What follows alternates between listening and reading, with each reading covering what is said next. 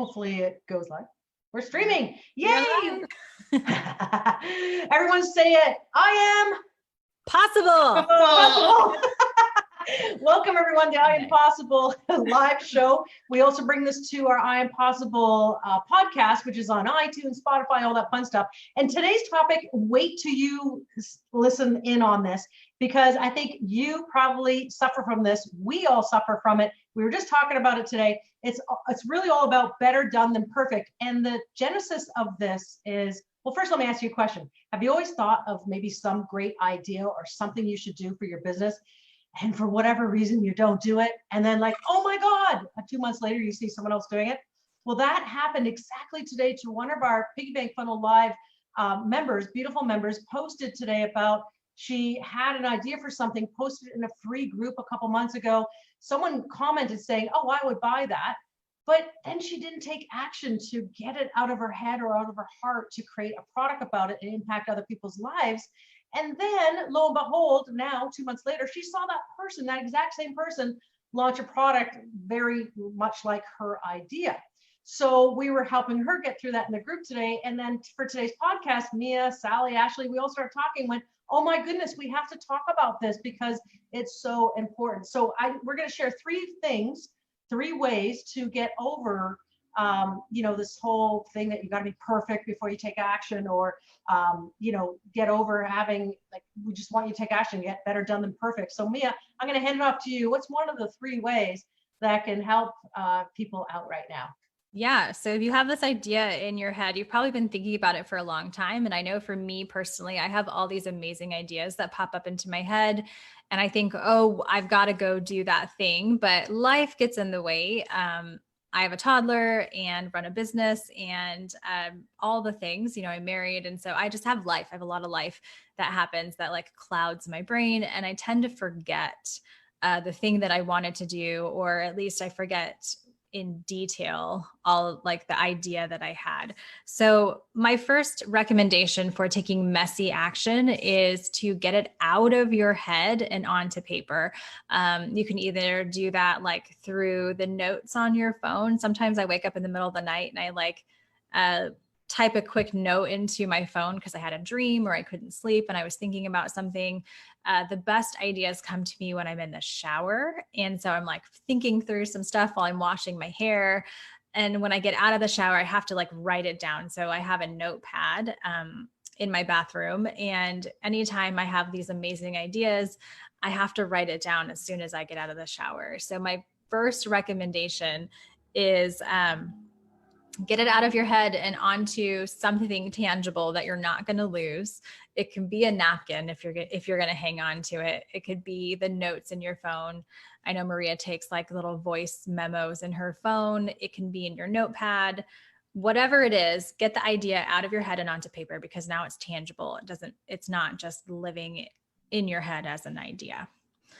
And then next, Ashley has our next recommendation.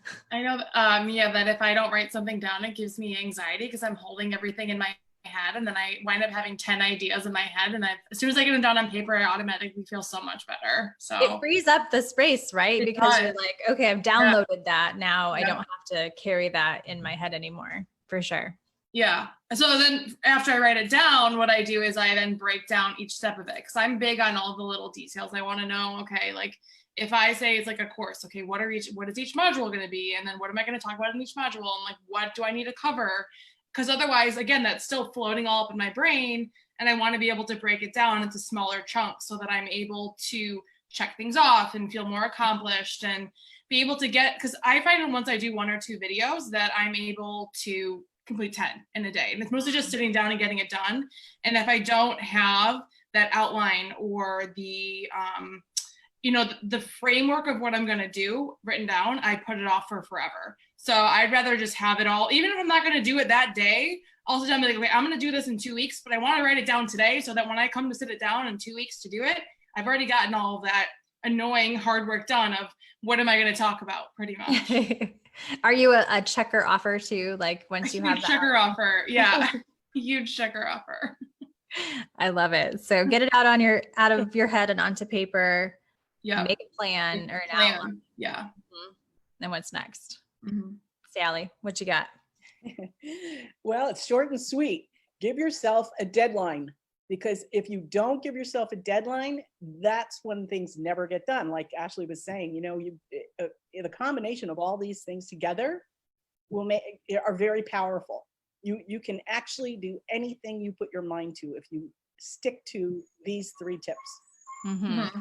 And not just like an unrealistic deadline. Like if you have a big thing, like you have to actually take into consideration what's on your schedule. When can I actually get this done? If you set your time, your deadline for tomorrow at noon, and there's no way that you're going to get that done by tomorrow at noon, you've already set yourself up for failure. Yeah, you've set yourself up for failure. You've missed your deadline. So really take into consideration, what does my schedule look like? When can I dedicate X number of hours to getting this thing done? And the title of this podcast or video is better done than perfect. So it doesn't have to be perfect before you launch it out into the world. It's just better to get it done and then come back later and refine it. So when you're setting your deadline, Sally, what do you take into consideration? Well, it's easier for me if I back into it, if I consider the components of whatever it is I'm putting together and the time it's going to take for each thing, and then back into it. And then I know that I'm going to need X amount of time, and I usually put a buffer in there because, like you said, life gets in the way. Yeah. Something weird will happen. Like this morning, I accidentally didn't realize that metal measuring spoons were in my garbage disposal, and I turned it on. Yeah, that took a little time to try to rescue. But so that wasn't in my schedule. Right. Yeah. Also knowing when you work best. So I know, Maria, you work best in the morning, so you schedule a lot of your work for in the morning. I know that I have Wednesdays and Fridays pretty free on my schedule. I keep them that way. So if I have something that's going to take me 4 or 5 hours to do, I block it on a Wednesday or a Friday. And if I don't have a Wednesday or a Friday available, then I'm not overbooking myself. I'm pushing it back. Okay, well then I can't have it done for 3 weeks pretty much. Or I have to move something else that I've got on a Wednesday or Friday blocked out. And then actually hitting go on it too. Like you said, setting a deadline and hitting go, because nothing in this industry is perfect. Everyone's got small tweaks to make to a funnel. You won't know that's going to be, it could be perfect. It could not be perfect when you launch it. And you won't know until you get traffic running through it to know what you need to fix. That's true. Amen. That's true. And what's interesting is I love when I set a deadline to give a little reward, no matter what it is, whether it's a deadline to do, like mine is like goals of a video every day for 3 days on social media. But another deadline is I know that I'm due to do a video sales letter for micro offer traffic system and also 5-figure funnel to people who didn't buy, but bought our front end offer at microoffermagic.com. And by the way, big, obvious sales pitch here, everyone. When Ashley and Mia mentioned the idea of what if the idea is to get a course out in microoffermagic.com for a measly $27, we actually give you the whole system to execute on that plan, including an ultimate sales page starter kit and also including an ultimate course outline. So in 48 hours or less, you actually can take action, have the plan to get your stuff done. So back to the purpose of this podcast is, I find that if I give myself a reward after doing that deadline, so I think the reason I haven't got that BSL done, Ashley, me, and Sally, is simply because I didn't give myself a deadline and I didn't have a reward. And by the way, it doesn't have to be a Peloton bike because that's another reward for us later. They're not delivering right now anyway. I looked. Was that?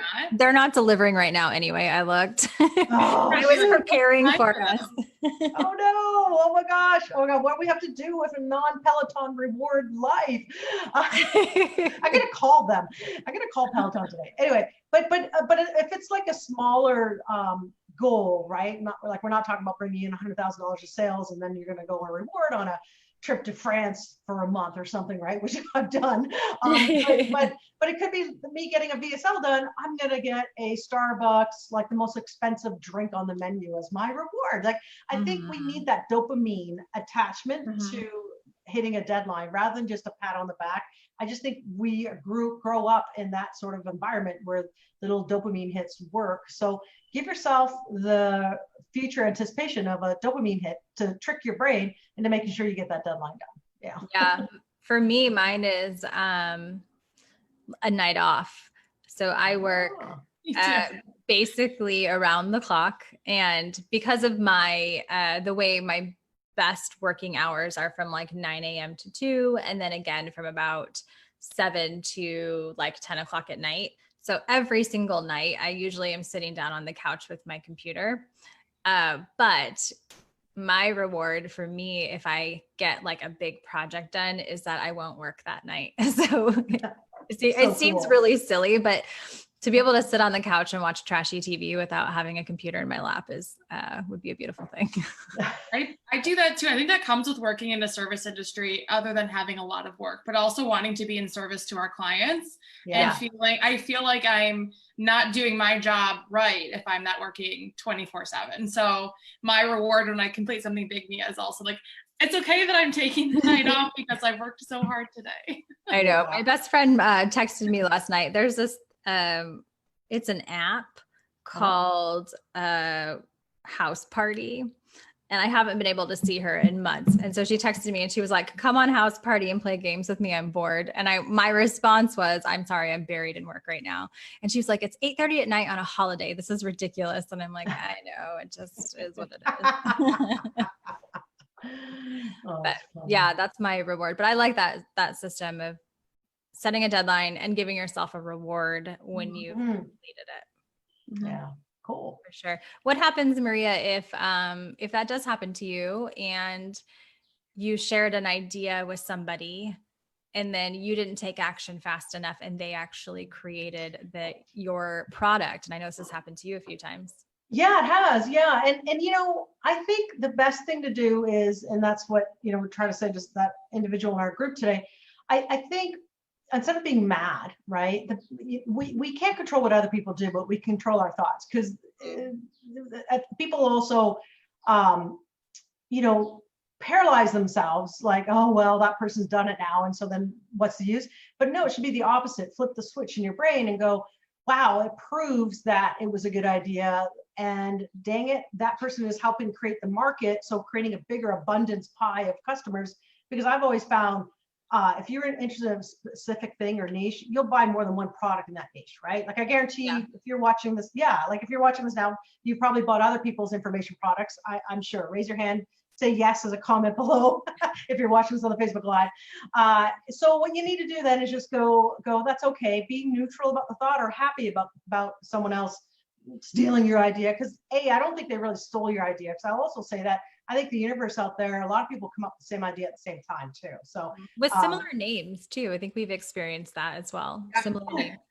Yeah, totally. So I think that's the best way to do it, because I think information is the commodity now, and it's the part about taking action. It's about whether people resonate with you, your voice, and your customer service. What you do on the back end will dictate whether you have like a growing company that can turn into millions, if that's your goal. And I think, let's face it, all four of us here, we want to make money, don't we? Yes, we do. we're in. Most people become an entrepreneur not to make a living, but to make a lot of money. And I think maybe that's the next topic of our next podcast episode, is that we should talk about associations with money, because I think that's what also holds a lot of people back. Besides this procrastination, I hope this episode helped people stop procrastination on your ideas and start doing. But I think next week, I think we should also say, stop thinking about money's bad and just make a shitload ton of it. Yeah. Well, I'll save this story for our next episode, but I have a good story around that, related to money and worthiness of money. Oh, I can't wait. So there is the NLP hook to you to come back next week to listen to the next episode. Yeah. And I see Carol is on with us. And I just want to give a big shout out to Carol. She was part of our first piggy bank funnel live. And we are doing a finish your funnel package with her, and she is rocking it right now. So she's really like taking that procrastination and kicking it in the butt. She's getting her sales pages written and all her products created, and she's really kicking butt. So with the systems, we have lots of amazing systems. shameless plug for microoffermagic.com. If you are stuck and you're not sure how to move forward on creating your ideas, that is an excellent place to start.